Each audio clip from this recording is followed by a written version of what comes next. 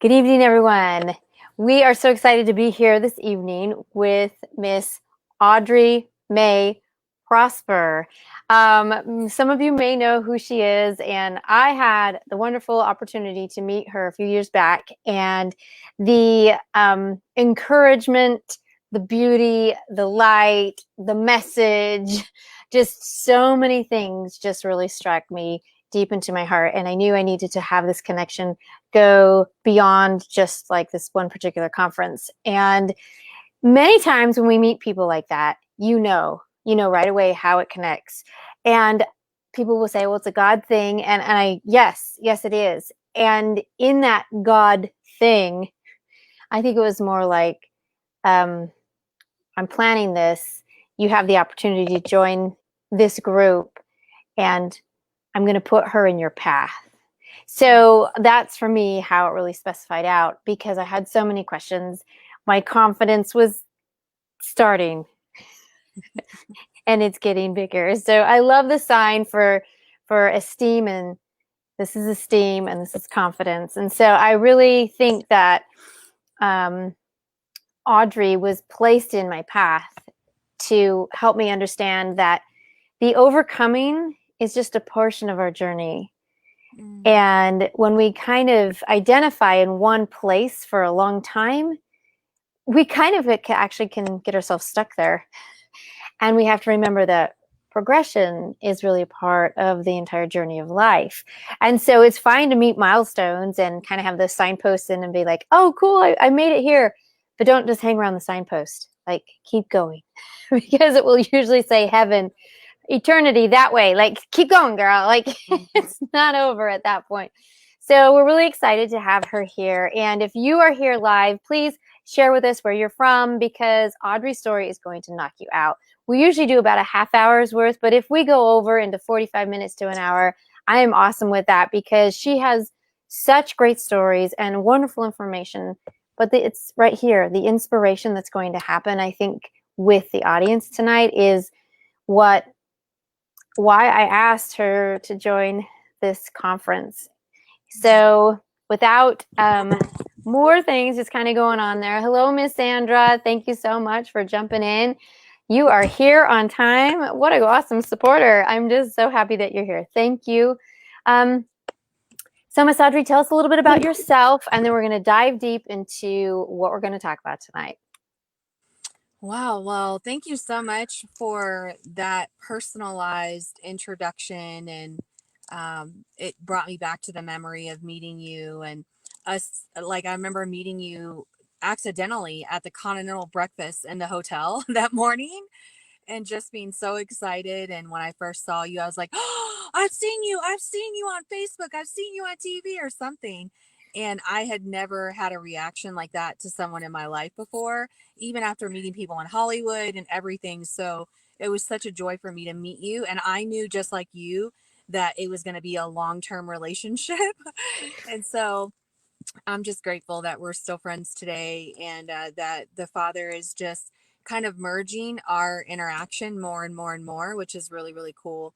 And I also just want to say I'm so grateful that you have such an understanding that life is not about arriving, and that, we do hit those milestones, and we can't just stay there. It reminds me of like walking around the mountain for 40 years. Like, we can't stay there. We have to keep moving. And so I think that was my story as well. I hit different points in my journey, and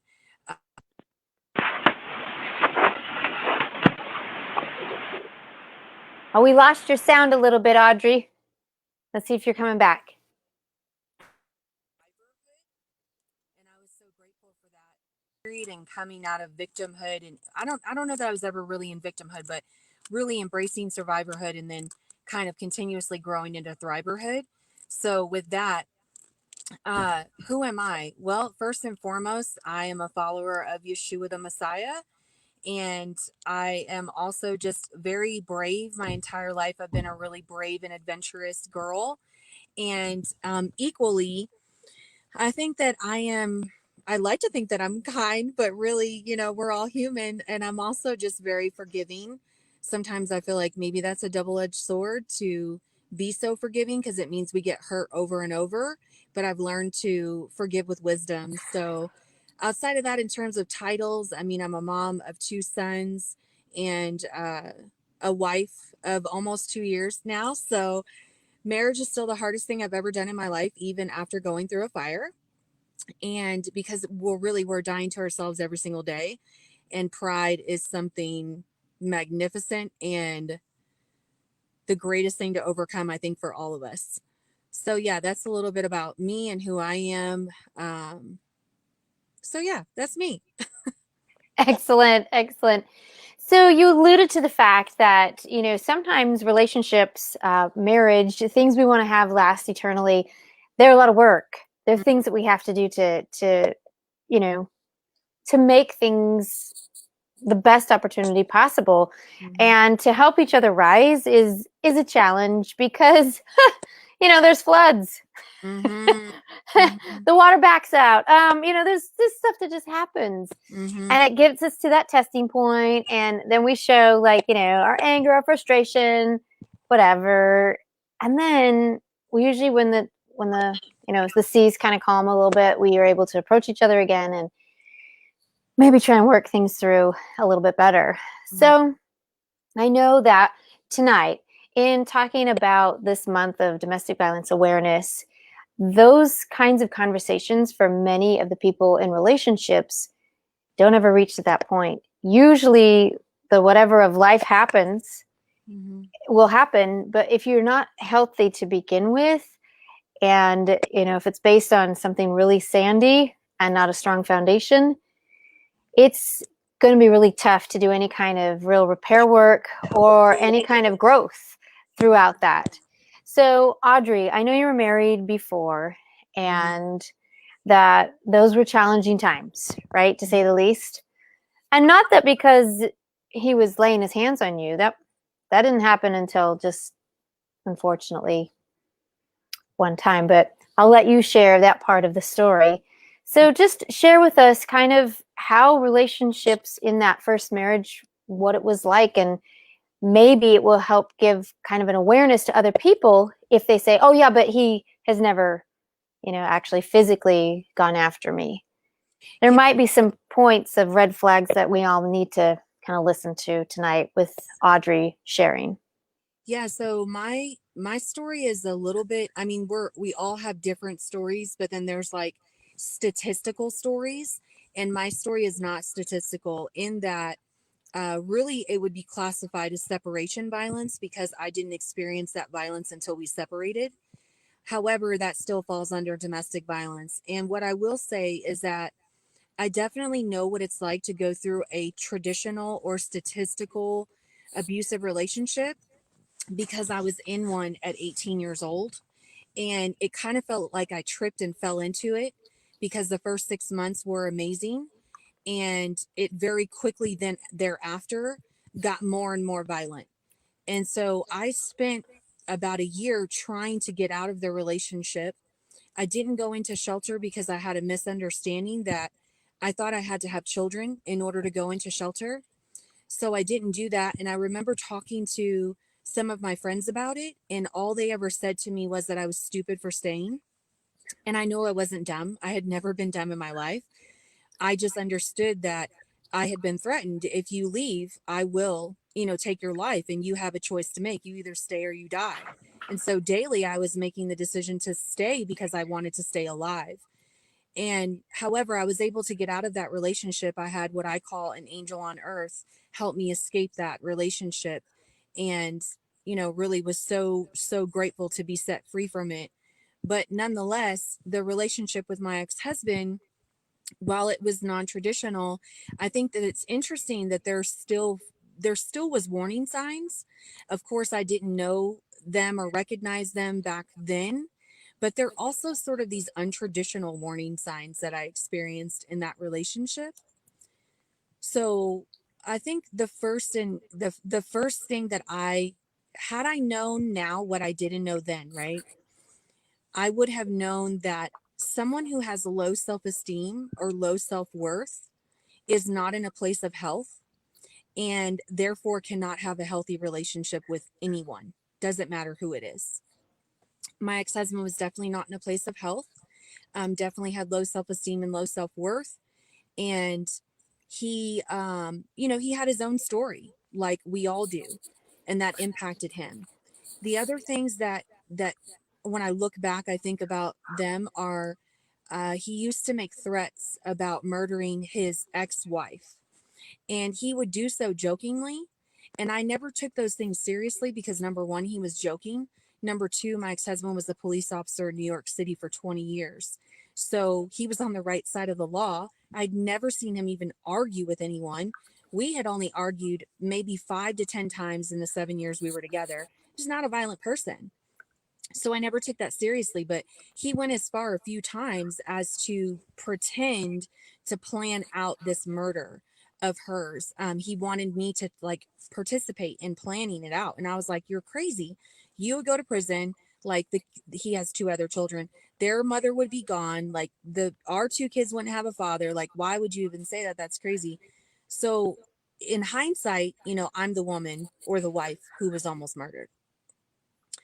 So yeah, those are kind of the non-traditional warning signs. But what it was like being with Chris was not torture. It was not a hard relationship in terms of like daily battles or even weekly battles.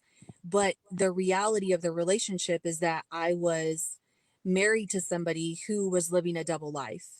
And that's a story for another day. But he basically, he was not giving me all the facts. Therefore, I was making these lifelong decisions in a relationship where I didn't have all the facts. That happens.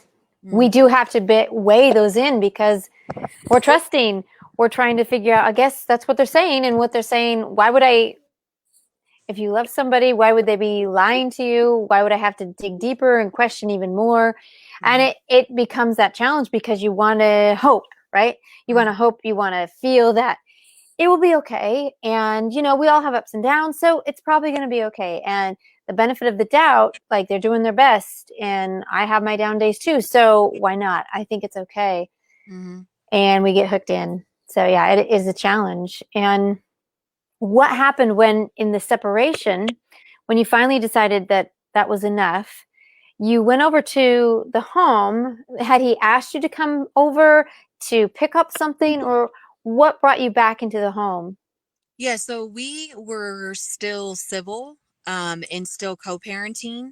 I had my own apartment and had only been gone for a couple of weeks, but I still had a key to the house because we worked opposite shifts. So rather than waking the children up at 3 or 4 in the morning and taking them back to my apartment, I would come home from work on my work days and sleep there. So I still had access to the home, and I had lived there for 5 years. So told him, actually that particular day, I asked him if he could keep the kids after or for the whole day because I had school and work. So mother's guilt was setting in, and I'm like, I can't leave these kids with a babysitter all day. Like they got to be with him. He was very adamant that he couldn't keep them that day, and I actually called him back 2 times and asked him, like, please, can you keep them? And he said, no, I have jury duty of all things, right? And so I said, well, I'm still going to stop by the house in between school and work, just to let you know I'll be over there or whatever, because nobody was going to be there. But in hindsight, he was planning everything that he planned for a couple of weeks. So he knew that I was going to be there that day, and he knew that I would be there alone. Wow. That's quite a plan. So he'd already kind of done pre-planning, unfortunately, with, this pretend game that he played. And it looks like he just kind of thought, well, we'll add this through. And in that separation and thinking, the relationship's lost, the control is lost, the opportunity to be together, whether it was healthy or not healthy, it's all that I have at this moment. And desperation sets in, right? And there's just choices that they start to make, which are not good. And you suffered through one of those choices that unfortunately and fortunately was a trial of fire that when rising from the ashes, Audrey can say at age 26, she literally did that. Yeah. The power of what your story is something where I mean, I know you've shared it in many different platforms, and her ex-husband decided to just, I don't know. I think you just go out of your mind at times, and these plans go awry. And Audrey, can you share just a little bit about what happened in that garage that day? Yeah, so I mean, long story short, just so we don't take up too much time talking about that, because it is very violent, and I'm mindful that I don't want to re-trigger people. But in essence, he was lying in wait, like I mentioned. Let me turn the light back on. Oh, no, the light went out. Let me see if I can. She's in her car. She's so sweet to do this interview Yeah, because that's that's funny. okay. Oh, There we there go. we go. I got it back She's on. back. She's All back. you have to do is open the door and the light turns back on. So Bing. let's hope it stays on. So yeah, I'm in the car because my smoke detectors are going off. I need to change the battery. Hey, listen, burn survivor of all people knows that you got to change the batteries in your smoke detector, and they're beeping, and I didn't want you to have to hear beeping the whole time. So that's why I'm in my car. But anyhow, so yeah, like I said, he was lying in wait for me for some time, and I actually had entered the home one time when I came home from school. I put my stuff down, got a drink of water. I was on the phone, set my keys and everything down, and then I went for a jog. I had recently started jogging every day for about like 3 miles a day, and I was trying to get my sexy back. So, anyways, with that being said, when I came back to the home and I re-entered the home, he was there lying in wait and just attacked me as soon as I opened the front door to take control over me and forced me sort of into the garage and onto the floor, where he attempted to sexually assault me with a butcher knife to my throat. And I just remember thinking, I just need to say whatever I can to pacify him enough to make him stop. And so I did. And I kept saying, like, I'll pretend this never happened. Just stop. And we'll just pretend this never happened. It'll be fine. I love you. We can get back together. And for whatever reason, he stopped. I really don't think that was his main objective, and proceeded to bludgeon me with a hammer. And to which I did not lose consciousness. And I'm there in that moment. I recall the blood dripping down the left side of my face and feeling, I only knew there was blood because it was warm and wet coming down my face. And I just sort of put my hand up and drew my hand back to look at it and was like, whoa, like this is for real. And at that point, I resigned myself to death. And I was like, he's bigger than me. He's stronger than me. There's no way I'm getting out of this. And so I said my final prayers. I was like, God, forgive me for my sins, take care of my sons, and let me go to heaven. And that was it. And then I had a vision of my sons, and they were teenagers. And at the time, they were only 1 and 4 years old. And they were teenagers. And I was like, man, I can't, like, they were orphans in my vision. I said, I just can't let them be orphans. And so I changed my prayer. And I said, God, not forgive me for my sins. I said, God, just let me live. Just let me live. That's all I want. Just let me live. And I had a vision of me in a wheelchair, but I didn't care that I was in a wheelchair. I was just happy to be there to raise my sons. And so after that is sort of transpiring, I'm praying like so quietly because I don't want him to hear me. So I'm barely moving my mouth and praying. And there's this moment then where he like stops and looks at me. And when you like, I feel like sometimes we know people so well, we can see like the thoughts turning in their mind. And I felt like he was asking himself, like, am I really going to follow through with this? And then you saw him just like, yep, like lights went back off and nobody was home again. And he's like, yep, I'm about to do it. And that's when he doused me in gasoline and set me on fire. So, I just recently learned that 2 weeks before the crime happened, he had a vision in the home. And he is expressing that what he saw was an angel in the home, and that this angel was sort of warning him and communicating to him that like something was going to happen. But that because of some spiritual reasons, like there was nothing that could have changed the outcome. And so now knowing that, I don't know how a person gets up after being set on fire and bludgeoned with a hammer and opens a big garage door and gets out, other than an angel or some sort of spiritual, um, amazing thing sent from the Father to rescue that individual. And so I was able to get out and sustain burns over 80% of my body, was in a coma for 6 weeks, in the hospital for another couple of weeks, and finally got to come home to my kids. But yeah, that's how I made it, man, is prayer. And that's what happened that day. Feels like it's so long ago. So long ago. Mm-hmm. I mean, these things transition our life into a whole different world. And you got to peek at a few pieces, right? Yeah, you were in a wheelchair for a bit because of just how the healing process goes. Mm-hmm. But you are alive today. You are here. Your sons, they're not orphaned. Mm-mm. There is opportunity for, forgiveness and redemption to happen. There's, you don't know the plan of the Father, right? Mm-hmm. But we know that we can do our best to follow it, right?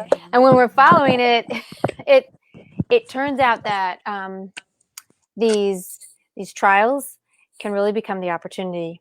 So, Audrey, in sharing that part with our audience tonight, I like how people are here. They're offering support. They're sharing with me some great things there. So this is going to feel like a big shift, right? We've just talked about something really challenging and difficult. But as you can see, Audrey's come through this, and not just in that survival mode of, just coming out swinging. And I express this is that we have to go through stages of our healing, and the coming out swinging, that survivor part is part of things for sure. But if we stay there, then we're still always swinging, and we might miss other opportunities. When we move into a thriver, we then can see other people, and we want to then serve them. And we move into another step of a victor. We serve them, we help them, and then the ultimate forgiveness for so many things can really, really happen. And so Audrey has this within her, and she helps to bring many women in through this journey in a way that is connecting, probably a little bit different than what you're thinking. Mm-hmm. at least at least I find it really, really amazing. And so Audrey, because of the damage, because of the burns, I mean, she can work, right? How are you providing? So you've got to go on welfare, you got to get the help, the support until the healing happens. But it wasn't like the goal to stay on welfare, right? I was like, oh, good, I'm set. We're solid. No, Mm-hmm. no, we're not solid. And your drive for something more has pushed you into ways that, I mean, you became a public speaker, you've been a paid speaker, you've been in the Hollywood scene meeting Dr. Phill, Dr. Oz, I mean, all of these amazing people. And it's not that, wow, after that you finally arose to something. It just definitely helped get the story out there even more. But your heart knew that there was more than that. Mm-hmm. So when you connect with women and you want to share with them something, what is it? What's the thing that you want to share with them? Like, how do you help them to really become thrivers? What is it that you do? Well, I mean, the first thing is, like, when you're connecting with other women, you learn very quickly where they are in their journey, sort of like what stage they're in their journey, and then there's an appropriate response, based on that stage. It's kind of like raising kids, and there's always an appropriate message for that age range. Amber knows because she has, I think, 9 children, right, Amber? I have 9 children. Yep, that's for sure. Okay. So, uh, I mean, I guess it's phase appropriate, right? Or stage appropriate. And so, I mean, really, my heart message across the board is that, we have a right to choose. So the birthplace of empowerment is understanding that first you have the right to choose, and then the second step is actually choosing, right? So this is why in advocacy, we don't ever want to make decisions for people, even if we know that their life is in danger, because number one, we can't make that decision. We don't know when the safest time is for them to leave. Only they know that. And the second thing is that we're actually disempowering people. The other piece is that, early on, I think I had a savior complex, and I was like just trying to save everybody. And I realized in that journey that I was disempowering people by trying to save them. And so my message is really just understanding first that you have the right to choose, and then making those decisions for yourself, and not having a pity party for yourself. Gratitude was the greatest gift that I've been given. And I just know that once you've almost died, but then you survive, the gift that you're given is a new perspective, right? Your new lenses, that we in which we look through are just different, the way that we see the world. And so I've always tried to share that perspective with people. And I know that it's impacted, a lot of people. And part of that message has not only been just the power to decide and making those decisions that you need to make, and but also, forgiving. And forgiveness is sort of this, I feel like in our culture, it's sort of this like cheesy thing, like, oh, you have to forgive, because the way that our current culture, I'm going to use the word sells, like it's almost, I see it in my mind like an infomercial. They package forgiveness up in a pretty red box, and they put a pretty red bow on the top of it. And they say, here, you should have this gift because it's going to set you free.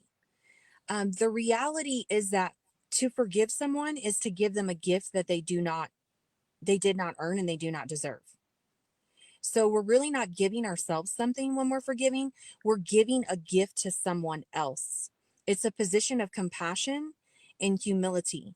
Now, the byproduct of forgiveness is obviously peace, that passes all understanding, and it's freedom and all of those things. Here goes the light again. Door open, door shut. Here we go. Here, let's see if I can do it again. But this is hilarious. I feel so unprofessional. You're like, yeah, she's in Hollywood and everything. And I'm like here in the dark. Anyways, so with that, I don't take myself that seriously. So with that, the other piece has been like, yeah, you're correct. For a portion of that time, I was on welfare. For a long period of time, I was on disability. I've been blessed that my ex-husband has a pension and therefore pays child support for these children, which is not the case for a lot of people. But I always knew that, number one, this story of overcoming, right, and this domestic violence story, I knew from day one, the Father showed me, I'm going to give you a key, and this key is going to get you through some doors, and you're going to get up on a platform inside of those doors, and you're going to share your story, but it's really going to be my story. You make sure when you get in there, you talk about me. And so I always have, but I always knew he was calling me to something more broad. It's not something more, because one's not greater than the other. It's just that it's something more broad, or another season, or another book, right? And so in that, what he's called me to now is really just pouring into the lives of women and helping them thrive in life, career, and in Christ. Wow. In life, career, and in Christ. So how does that work in career? Because sometimes we always try to separate all of those. Like, I'll just get through the workday. I got to get my paycheck. Now I'll build my life and do other things. And you're saying, no, that's like a harmonious thing altogether. So explain some of that. Like, that's really interesting. That's powerful. Yeah, so I mean, life is really, our health, and our mental, emotional health, and also personal development. And career is obviously our career, and then Christ is our spiritual development. And so in order to have a fulfilling life, we have to be working in all of those areas. And so we wanted to have that full circle, life, career, Christ approach to it. But really, it took a lot of courage for me to start a faith-based company.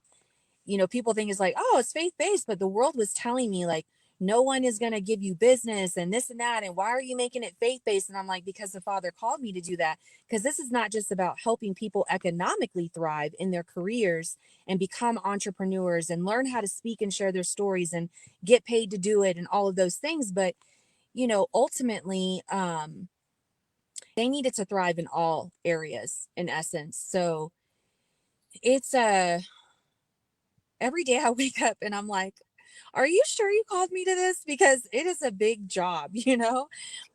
It's a lot of work is what I'll say. But I also wake up every day and I'm so grateful for what I call work because it's really not work. Right. It's really not work for you when you have that love and that desire and that passion and that calling, because you can see the difference that things are happening. So as we, jump on, I mean, I've taken some of her courses with the speaking, and it's been super empowering and helpful, because for myself, what I took from it was the confidence to say my true story, to not have to please someone else, but to really do what Heavenly Father has asked me to do, is to be myself. He made me this way. Don't try to hide it. Mm-hmm. Reveal it, uncover it. Mm-hmm. And I remember asking myself one time, okay, so what are my skills? What are my talents? What is it? What is it I do? And it was so simple. And I was embarrassed to say it. It was like, well, you're like the ultimate cheerleader. I Mm-hmm. was like, Mm-hmm. is that it? And I remember feeling, yes, and it's right for you. Mm-hmm. So I felt like that, the thought of like, well, in the scriptures we read about are the parable of the talents, the lost coin, these Mm-hmm. kinds of things, right? And I'm like, but yeah, I just got one. I was like, you better hold on to that and make that work, Mm-hmm. because I gave it to you. Mm-hmm. Oh, oh. And so the whole concept of amplification and helping other people to shine, at first I kind of was doing it backwards, where, okay, I know we all have the light of Christ within us, and you have it and you have it. And everyone's born that has this light of Christ. So I just thought, well, we'll just gather everybody together, and then it's like a big bonfire. Mm-hmm. And it's like, yeah, no. Actually, you can take just the one candle, and with the right mirrors and lenses, amplify that one tiny light out 20 miles. That's much more than gathering a whole bunch of lights together. I was Mm-hmm. like, oh, and I'm a work in progress. I For keep sure. learning.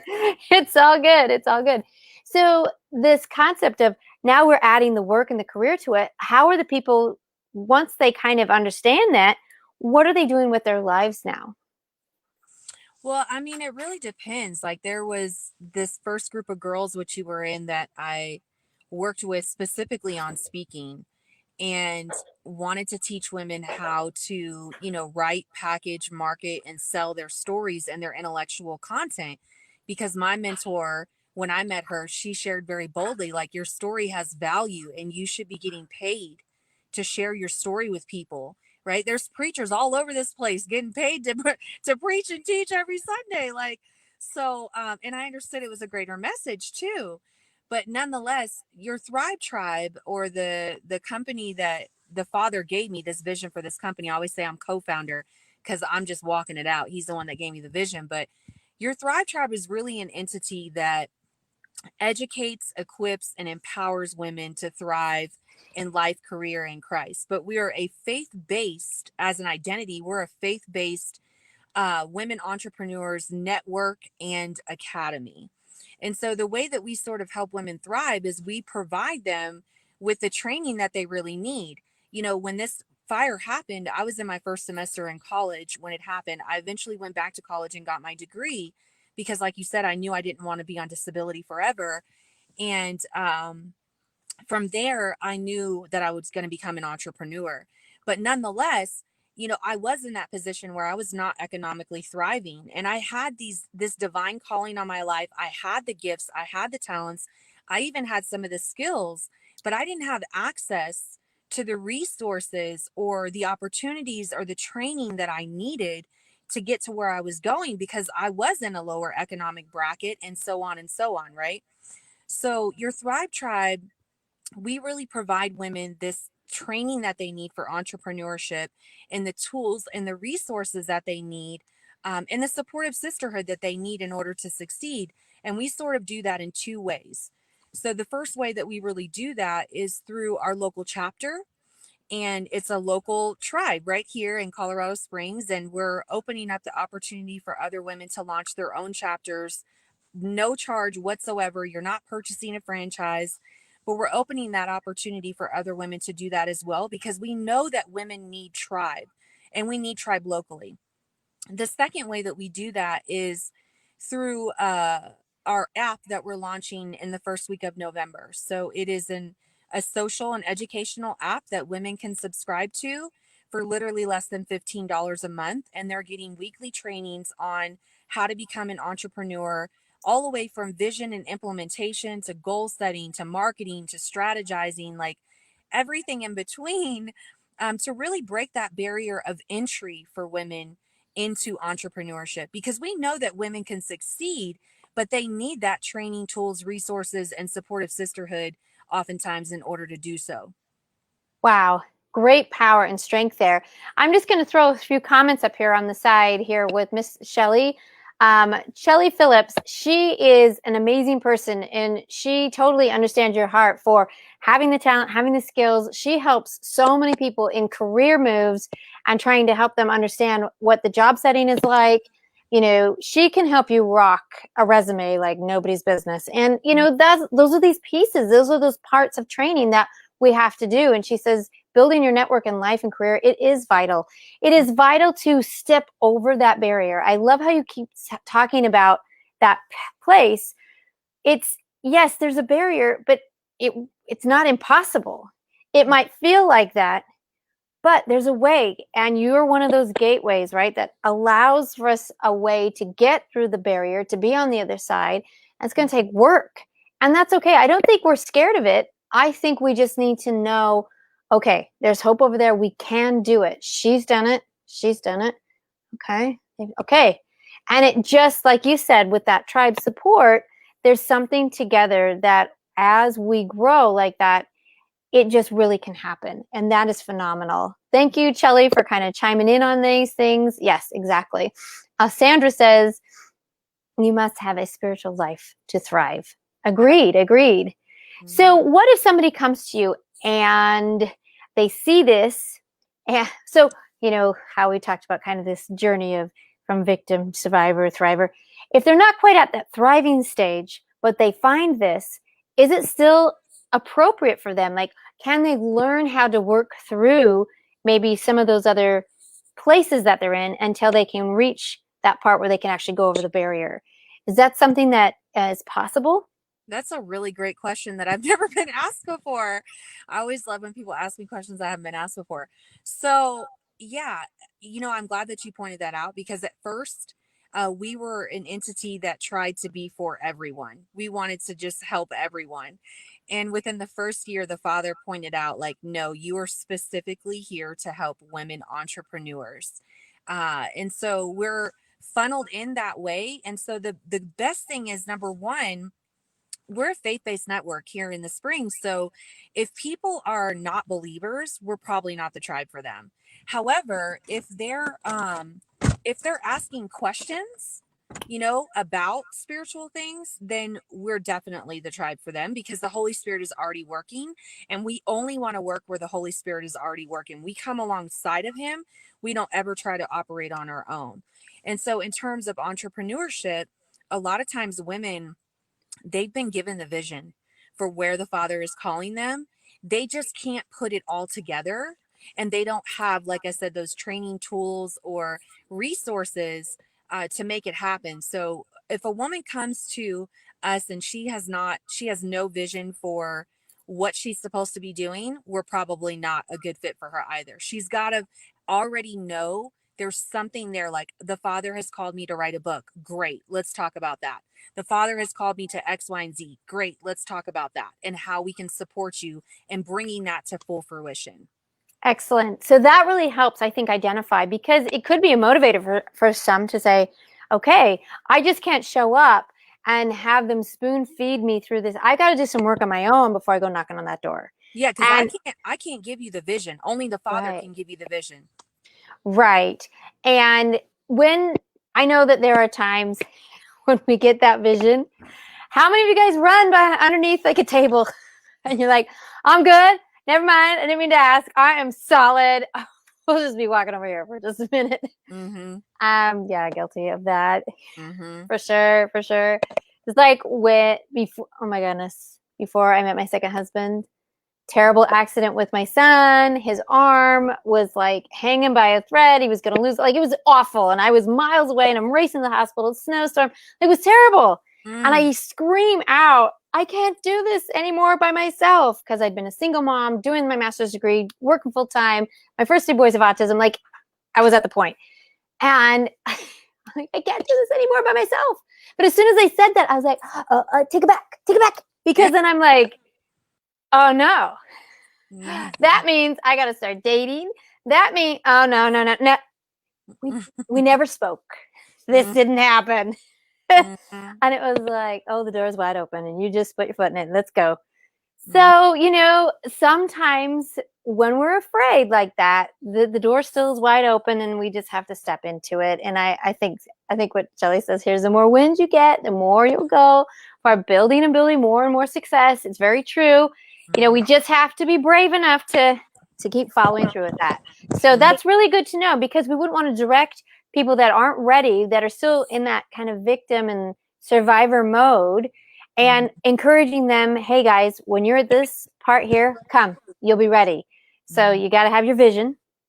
You got to have that will to push through, because I'm sure Audrey's going to give you tools and training, but ultimately, like she said, still your choice.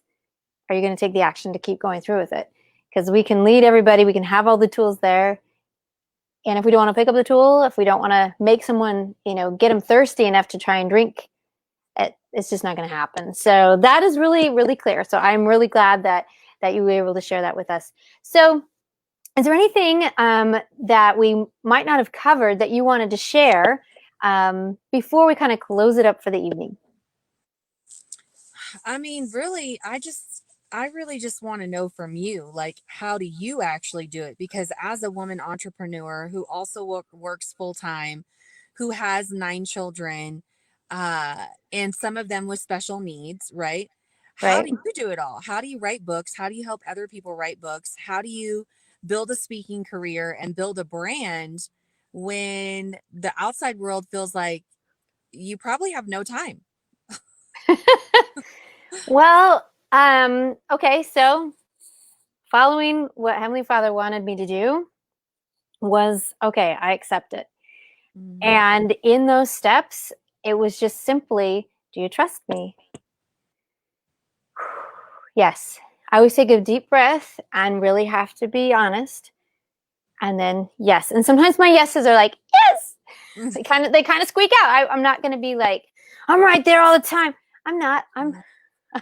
I'm piled in laundry. Right now we're piled in this wet flood out there, and that's okay. We're just going to keep going day by day. What I learned in the journey that I took is that it was one pinpoint at a time. It was one place at a time. I was given a vision and understanding of where I need to go. And instead of asking here, okay, show me all the steps where I need to go exactly. I need to know the plan. It was like, just trust me, start walking. So I started trusting, started walking. And as with each closer part, I get more of the pinpoint. And soon that pinpoint becomes more of a steady beam until it rises up till it's, it's the full enchilada. Like, I can actually see the whole thing. Regardless, my feet have to keep moving. There has to have the action along with it. I cannot sit back and plan and contingency and what if and what if. I have to act. Now, does that always mean it comes out like, wow, amazing? Not the way that I would say the world sees it, but wow, amazing in my understanding. And when the mistakes happen, just like touching the hot stove, I'm like, okay, learned on that. I'm going to keep things going versus touch the hot stove. Never mind, that hurt. I'm going to go hide again. No, I've learned to just keep things going. So there isn't any magic. The house is, it can be a dump. Unfortunately, it is sometimes. And then there's times where it just kind of comes together and I'm like, okay, that's great. There has to be time with the kids. There has to be time where we're spending it really in special ways. And the writing, we're blessed with the energy that we need to do the acts that needs to happen within a 2-hour time frame. I really think that he kind of, I don't know, suspends a little bit of time. There's times where I will have been working on something and I'll look up, it's maybe 15 minutes and I'm like, because he knows the day. I know maybe 30 seconds before something's going to happen, maybe 3 seconds, and he knows it. So I trust in that and go. Just like with this Pinpoints Across America with these books, I had no idea. I had just been praying, how can I help people get the book? Who needs the book? And it was right on my heart. People in the shelters, the survivors, need the book. They need hope. Mm-hmm. I'm like, yeah, but they can't pay for the thing. And he says, stop. It's not about you. Go serve my people. Mm-hmm. If you love me, feed my sheep. Do you love me? Feed my sheep. Do you love me? Feed my sheep. Okay, I got it. So we went on this trip, dropped them off, came back, had my selfish moment again. Okay, how can I do it again? How can I do more? How can I? Oh, it's not about me. It's not about me. And it was ask other people for help. Oh, it's not my strongest suit, Audrey, but I'm We getting know. better at it. We're getting better at it. So asking other people to help was the start. And I didn't know that asking people for help was an embarrassing thing for me. Mm. At first, I was thinking, oh, it's about this control. Well, no, whatever, you got it, you got it. So there's no control, but it was embarrassing. So I'm like, just stop. Do you trust him? Mm-hmm. Okay. So the more things go in that trust, I'm shown more things and learn some things. And with those learns, just keep narrowing and refining and polishing. And it's all action with Mm-hmm. his trust Mm-hmm. through a lot of prayer. So that's how it's done. Beautiful. You're such a beautiful storyteller. And I'm just so grateful that you're writing and doing what you're doing. It's just unbelievable and so beautiful. You're gonna make me cry. But it's so true what you said about asking for help too. That's part of why YTT or your Thrive Tribe is here, is because we have access to help, and we want to support those women and help those women. They just have to come asking for help too, you know? And we're all here to help each other. I'm not above help. Like I need help all the time too. So I'm so grateful for women like you in my circle. And I'm just so proud of you. You know, it feels like just yesterday that we met, and you've come so far in your obedience to him, you know, and you've worked so hard. And I know you sacrificed, and I know the house has been a dump, which is hilarious to me. It's true. I will make your Thanksgiving dinner anytime. Yeah. Getting the house in order. Uh, just step over it. Just step over it. It'll be okay. Yeah, I feel you. And I'm the opposite. Like if my house is not in order, I can't write. I can't function. Like I just can't. However, I did learn how to reprioritize things after coming home from the fire, and I had to. I didn't have an option, you know. So it's just so beautiful, and I'm so grateful to know you. Oh, thank you, Audrey. It's been a wonderful evening. And if anyone has any questions before we close it up tonight, please go ahead and ask. We're just so thankful. Chelly, Sandra, John, who were able to jump on here. Let me mention anyone else. Sophie, thank you. Lori, so many great people here. My gosh, it keeps going. Okay, wonderful, wonderful. Thank you for all of the comments, for sharing and being such a great support. Everyone, we have four, no, three. We've got 3 of these conference meetings left. We have it on Wednesday night, 7:30 with Estella Gibson, and then Monday night with Miss Dorothea Robinson, and she's going to be helping with exit plans. And then John Hewlin is going to do an interview with me where I'm going to be able to share my story. That'll be October the 28th. So that's been an interesting thing to plan for, which I've kind of run away a little bit a few times coming back. So, I mean, I know I write stories. It's just going to be something a little bit different. So I'm excited to finally be able to share some of those pieces. So, oh, we lost her again. She's opening up that door, shutting that door. The most unprofessional interview I've ever done, but it's because you're my girlfriend and I love you. Me too. Thank you, everybody, for joining us. We'll see you guys. Bye-bye. God bless you all. Bye.